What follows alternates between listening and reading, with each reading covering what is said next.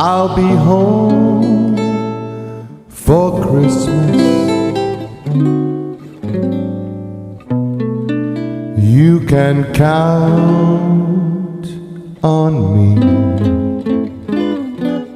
Those are the holiday musical stylings of my in-studio guest, Jimmy Carnelli. I'll be home for Christmas. Now, Jimmy Carnelli, as a lifelong musician, drummer, but also vocalist, two talents that don't always come together, but you sound like you've got it going on, especially. It's a very beautiful rendition, by the way, of I'll Be Home for Christmas. Thank you very much, George. Now, welcome to the Hometown Morning Show. It's a pleasure meeting you. I know that you've been a friend of the station and been around a lot. You're a Santa Clarita resident, correct? I am. 27 years. 27 years. Very good. So you're almost a local. You're not quite a tourist. Depends. You have the people who are like, I was here before the mall, so that makes me, But tell me a little bit, because we were talking off the air about your career and who you've worked with. Just drop some names for me. I came to California in 1979, and I started playing with people from yesteryear, from when you and I were growing up. Chuck Negron from Three Dog Night, Mike Panera from the Iron Butterfly. I went out on the road with a show called the 30th Anniversary of Rock and Roll, where I got to play drums for many acts. Spencer Davis. Let's see. And these are a lot of different. Yeah. This is a diverse. A lot of different people. This isn't just like, okay, a 4/4, I could just sit here and fake the changes. It really is, you have to know your stuff to be able to keep up with these guys, I stepped into a show where there was a lot of, Al Wilson and all kinds of different stylings, from soul to rock, and, Gimme Some Lovin' from Spencer Davis, and all these different types of music.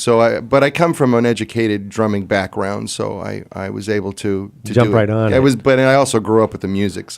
Right, and they don't call it professional musician for nothing, but you're also a vocalist too, as we could tell from your songs that you sung. But to sing and play drums at the same time, not always the easiest thing to do, right? Absolutely not. But that's something I started to do as a small child. I've always been a singer. I actually started singing before I ever picked up a drumstick. I was very young. I was in choruses in school and so on. But drumming became an incredible part of my life at 9 years old, and I never looked back. And so I always showed up to my gigs, as we call them, with a microphone, and was always singing.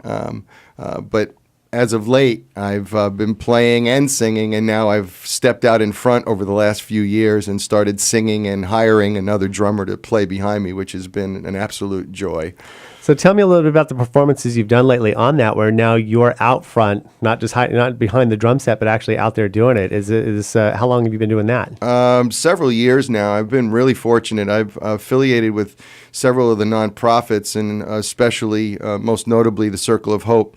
And long story really short is Ed Masterson, who is a very close friend of mine. We all know Ed, right? And I was providing music for Mr. Keller for at the Robinson's Ranch for when he was being elected that night.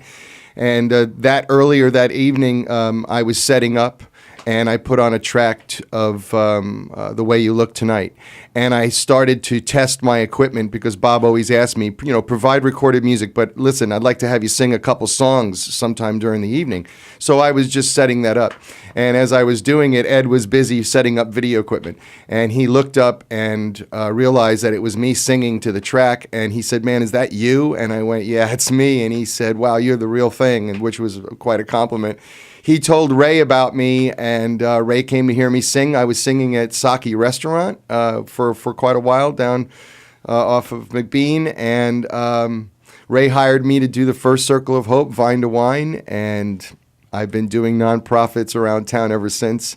Jerry has been incredibly gracious about having my music and playing it on the air, which I'm incredibly grateful for. Don't tell anybody, but she's a huge fan. Oh, well, thank you. Well, let's talk a little bit about this Christmas music now. Did you just record these newer tracks? Or did. I just did it.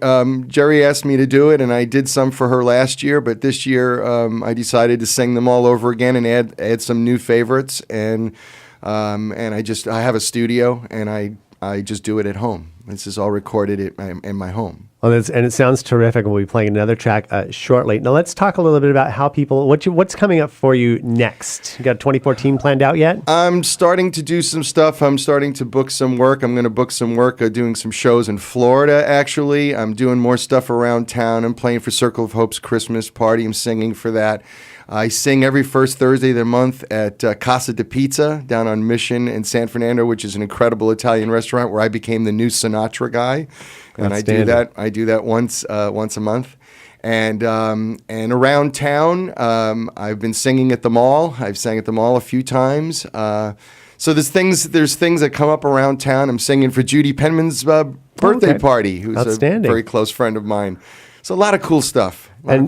And for people who want to find out about you, it's jimmycarnellientertainment.com with 2 L's and 1 N. jimmycarnellientertainment.com.